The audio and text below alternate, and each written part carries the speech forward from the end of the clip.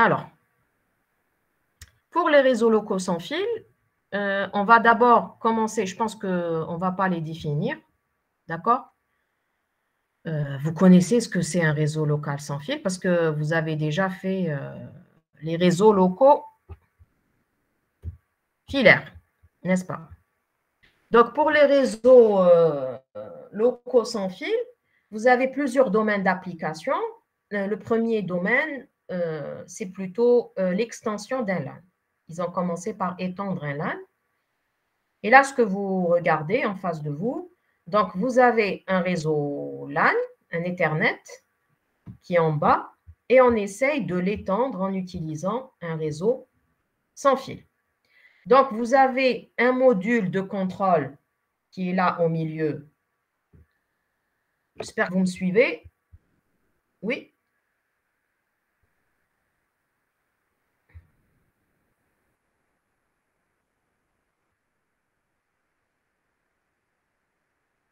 Alors, vous avez un module au milieu. Très bien. Ce module-là, en réalité, c'est quoi? Quand on dit un module de contrôle, ça signifie quoi à votre avis? Tout simplement, il va contrôler l'accès au support de transmission. D'accord? Est-ce que c'est un module réel, physique?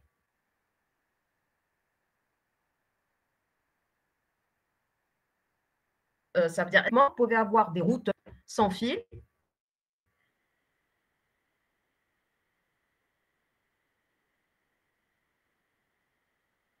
qui permettent de faire aussi jouer le rôle d'un point d'accès.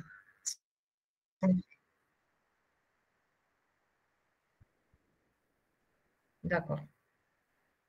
Oui. Donc, je disais un module ici, c'est un module schématisé de cette manière-là, mais ça peut ne pas être comme ça. On ne sait pas ce que c'est un routeur, un point d'accès. Ça peut être un ensemble de terminaux, de nœuds mobiles. Donc, l'essentiel pour nous, c'est un module qui va gérer l'accès au support de transmission qui est l'air. C'est ça ce qui est important pour nous. User module ici, c'est un module d'un utilisateur qui va permettre la communication avec le module de contrôle. Donc, vous pouvez imaginer le module de contrôle, c'est un point d'accès et le user module, c'est un module qui est dans un terminal. Et ce terminal-là, il essaye d'accéder au support de transmission. Quand on dit que c'est un module dans un terminal, donc pour nous, en tant qu'informaticiens, on va se dire que c'est une brique de notre pile protocolaire. D'accord? Donc, ça doit être dans la couche physique et dans la deuxième couche. D'accord? Le deuxième exemple, c'est une extension également de LAN. Vous avez votre propre LAN ici. Et là, vous avez plusieurs control modules. Vous pouvez l'imaginer comme quoi? Comme un routeur dans une entreprise ici. Vous avez un switch et qui donne accès à plusieurs points d'accès sans fil. Le premier, il est là. Le deuxième et le troisième. Et ils sont positionnés, par exemple, chacun dans un étage de l'immeuble. Alors, vous pouvez utiliser également les WLAN pour interconnecter différents immeubles. On peut aussi les utiliser.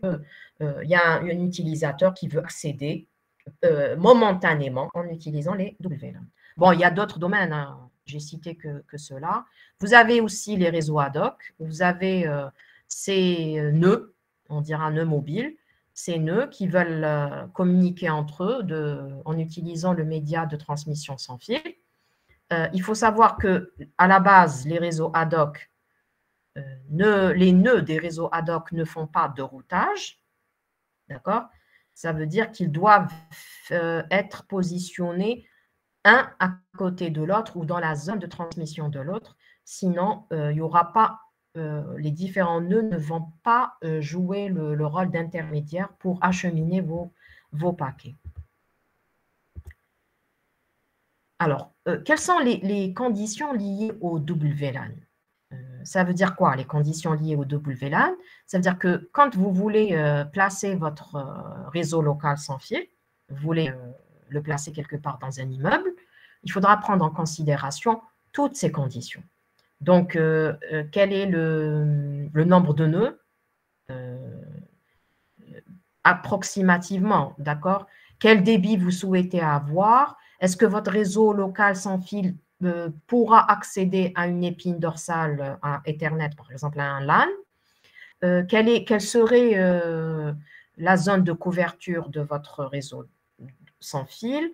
Est-ce que vos équipements ont une durée d'autonomie ou pas? Est-ce que votre réseau va offrir une fiabilité, une sécurité de toutes vos transmissions? Donc, pas de problème d'interférence avec d'autres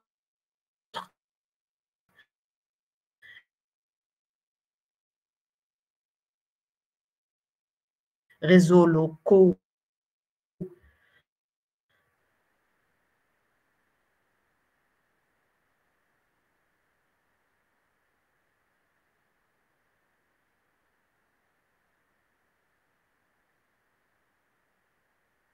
dans les environs, donc voisins. Donc, bien sûr aussi l'écoute clandestine. Est-ce qu'il y aura le problème des WLAN colo? Ah là là.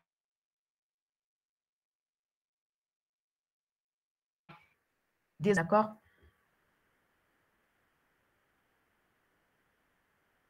Les zones de chevauchement entre les deux. Access point et un deuxième. Et là, chevauchement. Donc, c'est ça ce qu'on appelle des WLAN.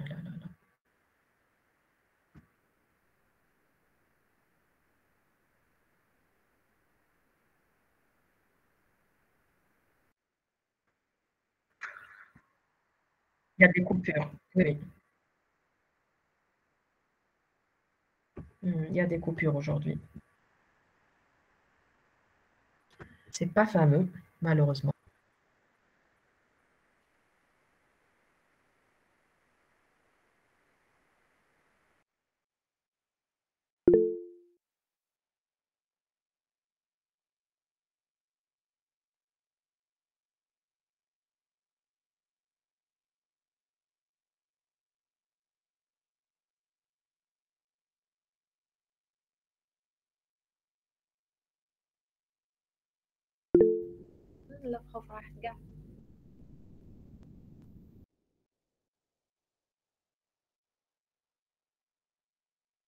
Là,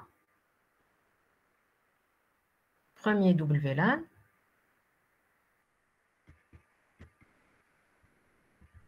Donc, j'ai un point d'accès, access point. Et j'ai un deuxième. Pardon. J'ai un deuxième WLAN. Et le fait qu'ils se chevauchent là, ils sont colocalisés. Ça veut dire comme si ils ne sont pas éloignés. Il y a des chevauchements entre eux. C'est ce qu'on appelle des WLAN colocalisés. D'accord? Est-ce qu'il est utile d'avoir des WLAN localisés? Oui? Allez-y.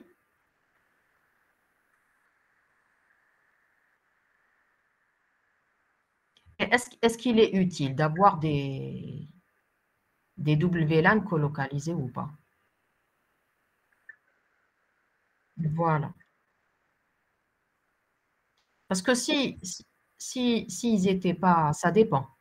J'ai une entreprise, par exemple, comme ça, une superficie assez grande. D'accord?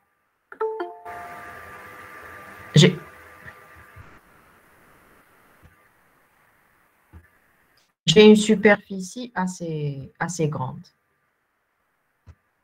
D'accord? Et que j'ai un premier access point ici, mon premier LAN, WLAN. Sa zone de couverture, c'est celle-là. On a dit c'est une entreprise. C'est mon entreprise, la superficie de mon entreprise.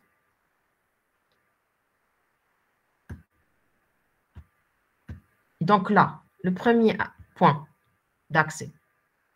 Et s'il ne se chevauche pas, le deuxième point d'accès, d'accord?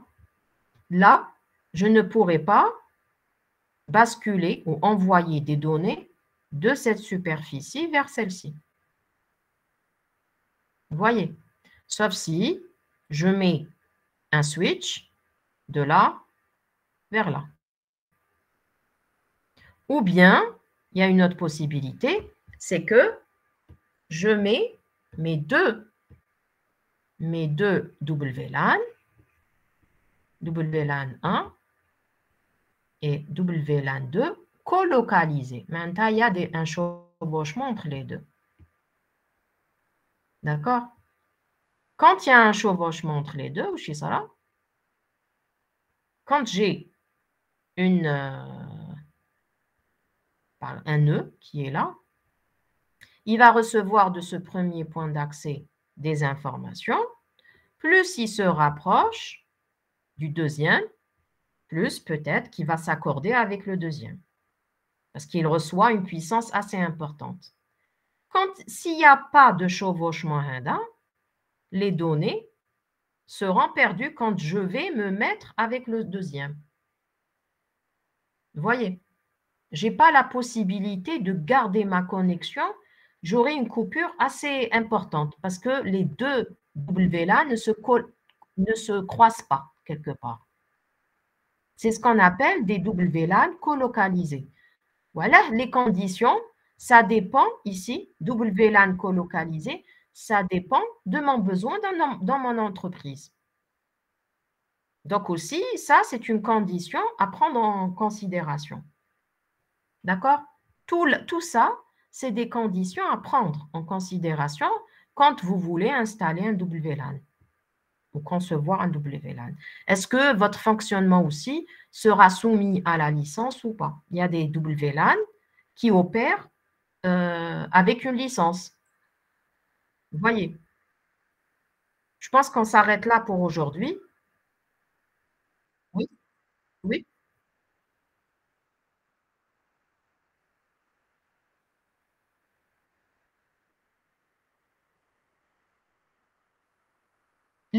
Ils se chevauchent. Ils se chevauchent. معناتها لهنا l'appareil, ou l'appareil, c'est le point d'accès. Access point. Il est là. L'access point a une zone de couverture. Elle est là. C'est celle-ci. Ou le point d'accès, le deuxième, il est là.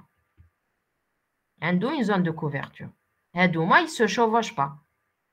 Plus le signal il se rapproche de l'extrémité, plus il s'affaiblit. Et là de même, n'est-ce pas? Un autre access point, ici. Le troisième, il va se chevaucher avec les deux. Il est au milieu, le point d'accès. Il est là, avec son antenne. Access point. Donc là, ce sont des WLAN qui partagent une certaine zone ensemble. C'est ce qu'on appelle des WLAN co-localisés. D'accord? Est-ce que vous aurez dans votre entreprise, vous envisagez des WLAN colocalisés ou pas? Généralement, on le fait pour ne pas perdre de connexion, pour que le hand-off, ce qu'on appelle le hand-off, sera un hand-off soft ou bien hard. Soft, ça veut dire que vous n'aurez pas de perte d'informations quand vous basculez d'un point d'accès à un autre. Ou bien hard, vous aurez de la perte d'informations quand vous basculez d'un point d'accès à un autre.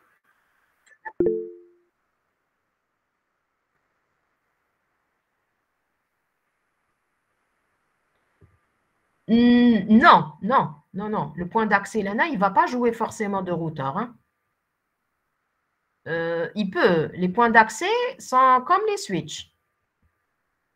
Niveau 2. D'accord? Dans les WLAN, hein, c'est niveau 2. Ils font le niveau 2, pas au-delà. Sauf si vous avez un routeur sans fil. Avec niveau 3.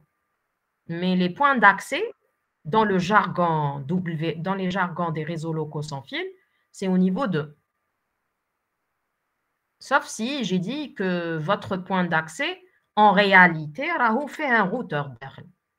Donc, ce qu'on voit, nous, parfois, il y a, quand vous achetez, est-ce que c'est un point d'accès uniquement? Est-ce que c'est un routeur? Est-ce que c'est un modem? Ça dépend de la configuration de l'équipement lui-même. Mais moi, les points d'accès que je vous parle maintenant, dans tout les points, quand je dis point d'accès, c'est un équipement comme les switches dans le filaire. D'accord? On s'arrête sur ça si vous n'avez pas de questions. Pas de questions? Alors, il y a des questions. Même principe avec le répéteur. C'est plutôt un switch. Pas de questions. Bon.